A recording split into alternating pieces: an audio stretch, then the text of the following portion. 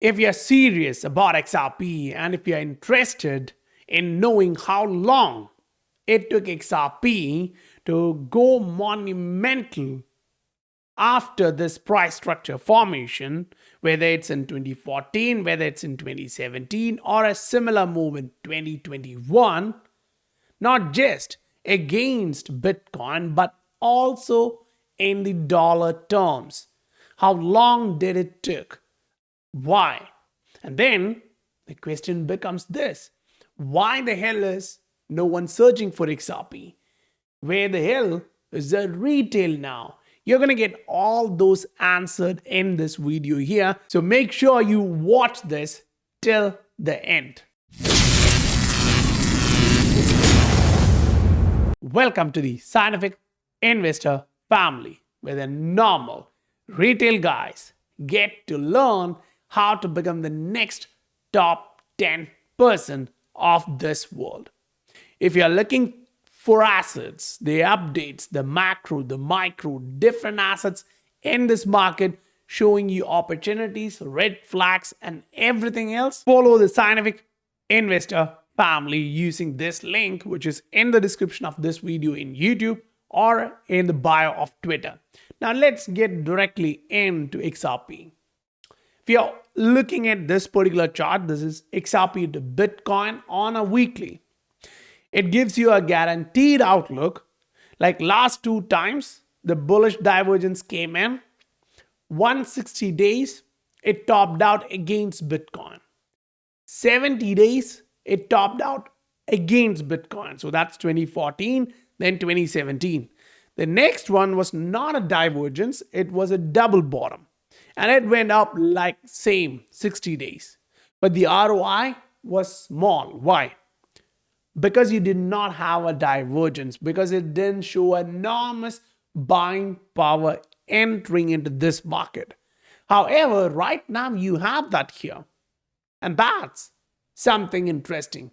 So if you take that narrative into the dollar value for XRP, this is what you're watching. The dates of the final confirmation of these bullish divergence is plotted in front of you. So that's July 2014, March 2017, and you're watching how long it took till the top. First one, 160 days. The second one, 294 days. Why is that important? See, against Bitcoin, it took 70 days to reach the top, which means while XRP was running up, it had way higher momentum in the first 70 days, then Bitcoin was also going up. In that sense, in dollar value, your upside is going to be way bigger. Now, move to the next one. It was also showing us a clean three-wave structure, which should not be forgotten. So, if you're starting something here, you're going to go parabolic, because all of those didn't include the bullish divergence. The wave structure started just after that. There was first pump. There was another pump. So the history is clear. Now say you go looking at, okay, if that's to happen, and then where should we start it from? Are we about to start it just now? If you're looking at this particular chart, that's on a monthly. Because say if you are like, okay, I know weekly is good, but I'm not levered, I'm spot, I'm long-term, I value macro. This is what you're looking at. This is Bitcoin, XRP against Bitcoin, and it shows you not just that two instance with the divergence, but the fourth time you're reaching this trend line support and the support zone. It's not a resistance zone, it's just purely a support zone, which means clearly each time in history when you reached here, it started running up. Whether that was the 70 days run up, whether that was the 60 days run up, it doesn't matter. It bounced higher. Now say there is another thing. It was under a trend line, Then it broke that trend line and went crazy. And that's where you actually saw monumental gains in USD terms. So that's also important because right now you're at that range.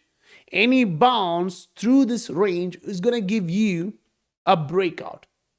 So are we actually going for something like 2017?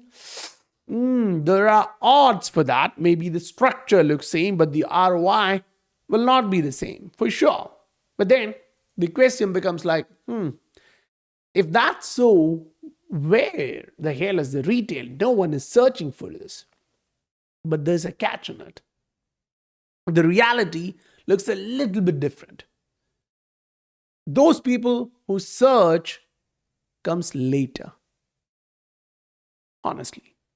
Look at this. The first pump in that search is in May 2017. Great. Now look at this. If you go to that May 2017, you already went through the first massive run up. See that? The first big burst. Boom. Which actually means in the dollar value terms, you went through this. Boom. What was that ROI after which these people came in? That was a 70x plus. I think if you measure that accurately, it's an 80x. That's biggie. So that shows you those people who started searching barely, as you can see in front of you in the Google Trends, people just started searching about it when it went up 80x. It doesn't make sense, but that's how the exit liquidity work. Now, look at that big pump in the search in November, December, and we all know what happened. It went for the third wave, and that was the final exit liquidity. Now, if you take the 2021, it's also not different. You kind of see top forming, and then all these people come in. Right? The huge increase happens at that time. So if you put that perspective in here, you're at the right time. Either you can buy this asset after it bursts 10, 20, 30x, or you can buy before the major portion of the market enters, which is the exit liquidity. At that time, the prices would be much, much higher. So historically speaking, all that you have is 160 days to the max after you got the divergence in terms of Bitcoin. And then around 290 days, once you had a macro breakout, which was through this structure. That was great. That was perfect. Now that you're here, even if you think it's going to be half of that, we also understand the fact that in that 290 days, you almost did 189, 190 days of consolidation after the first pump. So that 300 days, almost around 250 was just shaky consolidation. So you had to be in there, seated, wrapped up to make sure you don't miss the actual pump. No one knows when it's going to come. But when it comes, you just know it's going to happen very quickly. The time taken to reach the top all the way from 2014 is around 21 to 28 days for each big leg up. That's a short period of time. So you want to make sure you are in an asset which you trust and all the signals are lining up. Now, yes, it's the market. There is no argument about it. The Bitcoin dominance should break to the downside. As you can see, Bitcoin dominance on a weekly, we're still following that. I'm updating you guys everything I see which has some value in the group. So if you open it up, what you're watching is it's still pushing to the downside. Remember, we talked about the possibility like this before it started. And now we're watching it as becoming the reality. That's good. Because we know the fact that Bitcoin right now is below the 21-day moving average. And that creates some concern. That creates some question. Are we going down? But remember, last time when you had the hidden bullish divergence on a weekly for Bitcoin, you were below the moving average, the 21-day moving average on a weekly chart. And you were 12% below that. Right now you are on 11.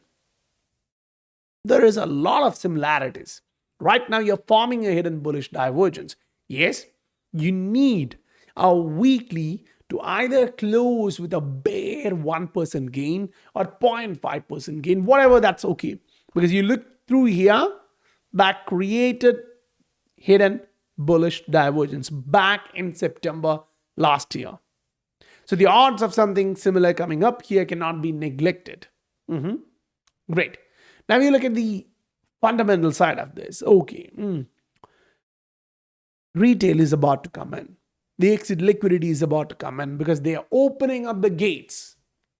They're slowly opening it up. Look at that. It's June 2024. That's the latest. So it's showing you that now big banks are starting to accept crypto as cash equivalent. That's okay. That's fine. That means they are relaxing the rules. So a lot of people are about to jump in. And these guys, they will all have all the investments ready.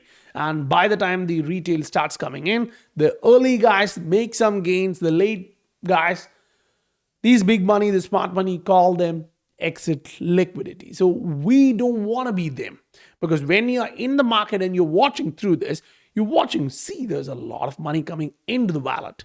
Where is it going to go? We need to see, because on the other end, you also see tens of thousands of Ether is moved into Coinbase. So why does it go into an exchange?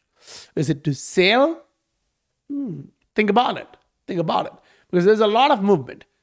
If you're looking at XRP precisely, it's not going into the exchange. Rather, it's moving out of the exchange. So I'm like, okay, someone is buying. So you have two perspectives here. One is from XRP, which is going out of the exchanges. One is from the Ether, which is going into the exchange. So if you are here thinking about all this to get the correct narrative or to see all of this at the right time, and you use Twitter, you can follow me using this link, XRPDNI1. Now, let's get back into the market side of things. Bitcoin is showing you this, that's clear. But for the altcoin side, Ether is important. Ether is still flirting with that weekly moving average. If you look at the long-term trend line, you are just coming back there. You haven't reached there yet, so you do have some choppy moves to come. Now that choppy move can be one of that part which we were arguing now. Watch where the asset is going, the spot. It's going into the exchanges. Unlike XRP, which is going out of the exchanges. So I'm like, okay, what can that choppy area mean in terms of price action? I would like to see that, right? So we go into the price, Ether on a 3-day chart. Now the argument is you're below the moving average. There should be a retest and a rejection. At that point, you can argue that we may come just below that trend line, which would be 3,200. If that happens, that's actually very much positive, because the speculation of the ETFs, it's there. We saw how it happened in Bitcoin. We saw how it played out. Everyone was expecting a pump, and then it dumped and then went back up. So those who took levered bet were kind of taken out of the market. And then the market decided, I'm about to go back up. So these kind of formation is what we are arguing about. We talked about the first rectangular pattern. We talked you through that. Now we watch that break to the downside. The next one is finding a support and bouncing back.